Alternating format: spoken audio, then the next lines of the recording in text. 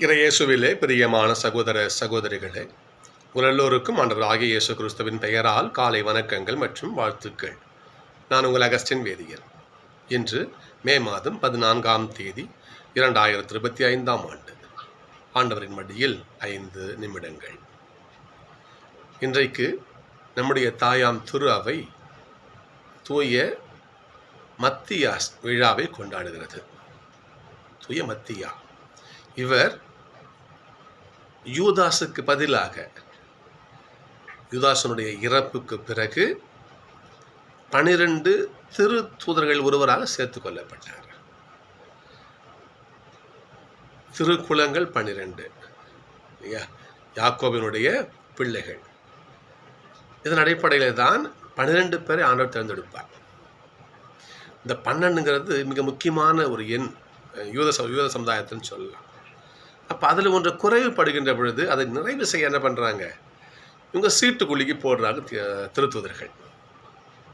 மிக பெரும்பாலும் நிறைய பேர் ஒன்று கூடி எல்லாரும் முன்னிலையில் என்ன பண்ணுறாங்க, சீட்டுக்குள்ளிக்கு போடுறாங்க. ஒருத்தர் பர்சபா, இன்னொருவர் மத்தியாஸ். இவரை பற்றிய குறிப்புதல் மிக மிக ஆழமாக வந்திருக்கு பாருங்க. திருமுழுக்கு யோவான் காலத்திலிருந்து ஏசப்பாவுடைய உயிர்ப்பு வரை இவர் இயேசுனுடைய சீடராக இருந்தார். ஏசப்பா கேட்பார் இல்லையா, நீங்களும் என்னை விட்டு போயிட போறீங்களான்னு கேட்பாரு. அப்போதான் பேதுருடைய விசுவாச அறிக்கை வரும். அப்பொழுதும் உடன் இருந்திருக்கிறார். 2 பேர் கூட இருந்திருக்கிறார், ஏசப்பா கூட இருந்திருக்கிறாங்க. அப்போ அந்த அளவுக்கு ஏசப்பா உடனிருந்து நற்செய்தி பணி ஆற்றிய நபர்கள் இவர்கள், பர்சபாவும் மத்தியாசும். அதில் கடவுளுடைய கிருபை மத்தியாசுக்கு அந்த திருத்தூதராகின்ற அந்த மேன்மையை கடவுள் கொடுக்கிறார். மத்தியா என்றாலே கடவுளுடைய கொடை, யாவேயின் கொடை, கடவுளால் கொடுக்கப்பட்டவர் என்பது அர்த்தம். அதற்கு ஏற்றபடியே கடவுள் இந்த மாபெரும் பேச்சினை, திருத்தூதராகும் மாபெரும் ஒரு பொறுப்பினை கொடுக்கிறான்னு சொல்லலாம். இது பதவி கிடையாது, பொறுப்பு. என் பணியை செய்ப்பா என்று கடவுள் தன் பணிக்காக மத்தியாஸ் தேர்ந்தெடுக்கிறார். இன்றைக்கு நற்செய்தியில் பார்க்கலாம் நம்ம, நீங்கள் என்னை தேர்ந்து கொள்ளவில்லை, நான் தான் உங்களை தேர்ந்து கொண்டேன். எதற்கு? என்னோடு இருக்கவும், இல்லையா, என் பணியிலே பங்கெடுக்கவும், நீங்கள் கனி தரவும், அந்த கனி மக்களுக்கெல்லாம் பயன் தரவும், அதற்காக உங்களுக்கு தேர்ந்தெடுத்தேன்னு ஏசப்பா சொல்கிறார் பாருங்க. இங்கே ஒருவருக்கு ஒரு பதவி உயரும், ஏதோ ஒரு வாழ்க்கையில் மேன்நிலை வச்சிங்களேன், தான் என்கின்ற எண்ணம் அதிகமாக இருக்கும். நான் தான் அப்படின்னு இருக்கும். கிடையாது. நீ எந்த நிலைக்கு போனாலும் அதை கடவுளுடைய கிருபை, கடவுளுடைய கிருபை. இங்கே பாருங்க பார்ப்போம், ஒரு பணிக்கு நான் தான் உங்களை தேர்ந்தெடுன்னு சொல்கிற வார்த்தை இது. நீங்கள் தேர்ந்தெடுக்கல, நான் தான் உங்களை இந்த பணிக்கு தேர்ந்தெடுத்துன்னு சொல்ல. இப்போ கடவுள் ஒவ்வொருவருக்கும் ஒரு பொறுப்பு கொடுத்து வச்சிருக்கார் ஆண்டவர். அதனால நாம் என்ன பண்ணக்கூடாது, வாழ்க்கையில் ஒரு ஒரு நிலைக்கு போய் அந்த நிலைக்கு போனப்போ தான் என்ற அந்த எண்ணம் வரக்கூடாது. கடவுளுடைய கிருபை, அவங்க நன்றி சொல்ல. அவருக்கு எந்த நிலைக்கு போனாலும் சரி ஆண்டவருக்கு நன்றி சொல்ல பழகிக்கணும். இந்த திருப்பாடல் தான் சொல்லுது பாருங்க. இன்னைக்கு பாருங்கள், நான் வாசிக்கிறேன் பாருங்கள். திருப்பாடல் 113 மிக சிறப்பாக சொல்லலாம். 7-8 வசனங்கள் வாசிக்கிறேன் பாருங்களேன்.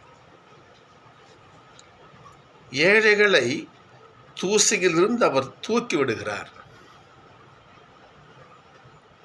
வறியவரை குப்பை மேட்டிலிருந்து கை தூக்கி விடுகிறார், உயர்குடி மக்களிடையே, தம் மக்களுள் உயர்குடி மக்களிடையே அவர்களை அமரச் செய்கிறார்.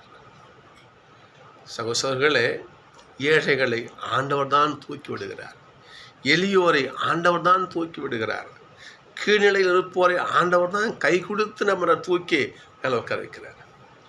அந்த எண்ணம் நமக்கு இருக்கணும். நம் வாழ்க்கையில் எந்த நிலை போனாலும் சரிதான், அந்த எண்ணம் நமக்கு இருக்கணும்.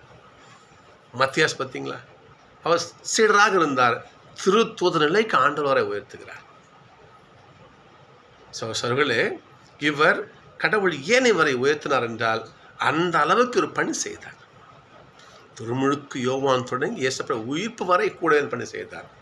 இயேசப்பாவோட இறப்புக்கு பிறகும் என்ன பண்ணார்? அர்மேனியா, சரிங்களா, கப்பத்தோசி, சிரியா, பாலஸ்தீனா எல்லா பகுதிகளையும் இவர் பணி செய்தார். திருச்சி மரபு சொல்லுகிறது. இவருடைய இறப்பு பற்றி நிறைய செய்திகள் வருது. நிறைய செய்தி சொல்ல, உண்மை எதுன்னு நமக்கு கணிக்க முடியல. இவர் சிலுவையில் அறையுண்டு இறந்து போனார் அப்படின்னு ஒரு பாரம்பரியம் சொல்லுகிறது. இவர் இந்த காட்டுவாசி மக்களிடையே இப்போ நற்செய்தியை போதிக்கின்ற பொழுது அங்கே கல்லால் இருந்து கொல்லப்பட்டார் அப்படின்னு ஒரு செய்தி சொல்லுகிறது. முதிர்ந்த வயதில் இறந்தாரும் ஒரு செய்தி சொல்லுகிறது. ஆக அவர் எப்படி இருந்தாலும் ஆண்டவருக்காக ஊழியம் செய்து அவர் மரித்தார். கடவுள் தங்கிட்ட கொடுத்த பணியை செவ்வனே செய்து மரித்தார். சகோதரர்களே, நாமும் தூய திருத்தூதரான மத்தியாவை பின்பற்றுவோம். கடவுள் அவரை எப்படி சீடராக இருந்து திருத்தூதருக்கு உயர்த்தினாரோ அதே போல நாமும் கடவுளுக்கு உண்மையான பணி செய்தார், அவனுடைய பணியை உள்ளத்தில் ஏற்று உண்மையாகவே பணி செய்யும் பிள்ளைகளாக வாழ்ந்தால் கடவுள் நம்மையும் கை தூக்கி விடுவார். இது நிச்சயம். எனவே சகோதரர்களே, நம் மத்தியாசை பின்பற்றுவோம். அந்த திருத்தூதரை பின்பற்றி அவரை போல நாம் உண்மையாக ஆண்டவருக்கு ஊழியம் செய்யும் பிள்ளைகளாக வாழ முயற்சிப்போம். நான் சந்திப்போம்.